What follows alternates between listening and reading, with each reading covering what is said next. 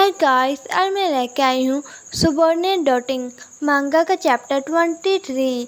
I hope आप सभी को ये वीडियो पसंद आए।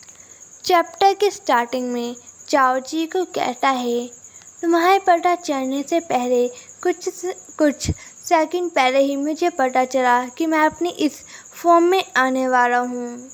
जी चाओ को पहनने के लिए कपड़े देता है और कहता है, जल्दी करो इसे पहन लो और दीवार के सहारे रखकर बैठ जाओ, मैं तुम्हें मेडिसिन लगा देता हूँ। नेक्स्ट सीन में जी चाओ के मेडिसिन लगा रहा था और कह रहा था, अच्छा है कि एक रेड टी शर्ट आई लड़के के बैग में बहुत सारा खाना मेडिसिन था और उनके पास स्टॉप और ब्लैंकेट भी था। जी चाओ के पट्टी बांध रहा था। चाओ बस उसे ही देखे जा रहा था और वो जी को हक कर लेता है। जी कहता है, आखिर तुम कर क्या रहे हो। जी के ग्रैंड को चाओ लीक करता है और उसमें से कुछ निकाल कर वो फेंक देता है। ये देखकर चाओ के जोर से एक थप्पड़ मारता है। जी चाओ कहता है, सॉरी। जी गुस्से से कहता है, मैं तुम्हें काट कर मार डालूंगा अभी। और उसका कॉलर पकड़ता है और उसे नेक पर बाइट कर देता है और कहता है, अभी मैंने तुम्हें ना रोका होता तो तुम मुझे बाइट कर मार ही डालते ना। चाओ कहता है उदास होकर, नहीं, मैं अपने आप को ही मार डालता पहले। जी चाओ को कहता है, देखो अब मैं ये देख नहीं सकता, तुम्हें इस तरह से निराश नहीं होना चाहिए, पर अगर फिर दोबारा से तुमने अपना कंट्रोल अपने आप से खोया तो मैं तुम्हें पक्का इतना ज़्यादा मारूंगा कि तुम मर जाओगे। चाओ जी का चेहरा अपने पास करता है और कहता है, ये अगर फिर दोबारा हुआ तो मैं अपनी लाइफ का एंड कर लूँगा अपने आप ही। और फिर वो उस जगह को देखते हैं जहाँ पर वो रुके हुए थे और जी एक हंटर का फ़ोन यूज़ कर अपनी टीम से कांटेक्ट करने की कोशिश कर रहा था। और वो कहता है, मैं सीक्रेट बेस 62 में हूँ, जल्दी हमें रेस्क्यू करने के लिए किसी को भेजो। हाँ वो पे मन में कहता है, मुझे परवाह नहीं अगर किसी एनिमी को हमारे दुश्मन को हमारे बारे में पता चल जाए, पर अभी डीमन को मेडिकल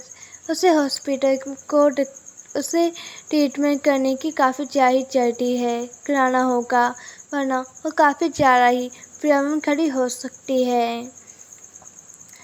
चाओ जी को देखता है और वो पर कंबल खोल के कहता है, यहाँ पर आ जाओ।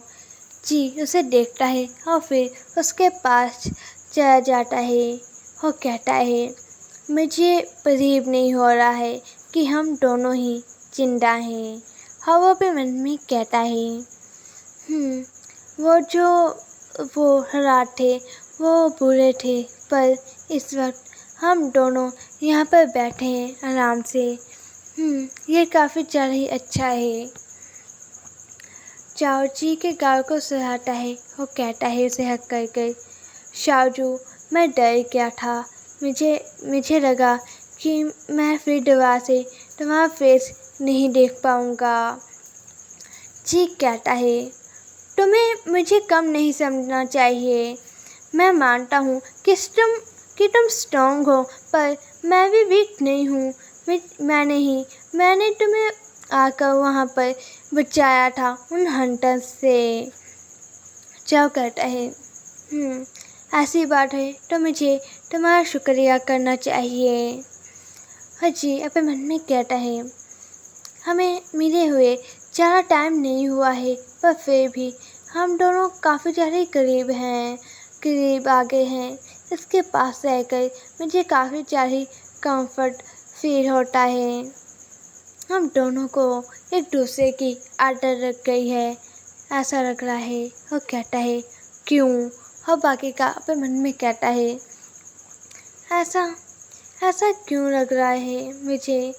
हम दोनों के बीच में पहले से क्या कोई कनेक्शन था जो पर मैं जो भूल गया हूँ। चाओ उसकी ओर देखता है, वो कहता है, शाओजू, तुम्हें किसी भी क्यों के बारे में सोचने की ज़रूरत नहीं है। मैंने तुम्हें पहले ही कह दिया है कि जो मेरी आँखें हैं वो बस तुम्हें देखेंगी, चाहे जो मर्जी हो जाए, मैं हमेशा तुम्हें देखूँगा। जाओ जी उसकी ओर देखता है, जाओ की ओर, वो कहता है, ठीक है, मैं मान गया इस बात को, पर तुम आगे चाहते क्या हो? हवा पे मन में कहता है, ये बस मुझे ही देखेगा इस पूरी लाइफ में।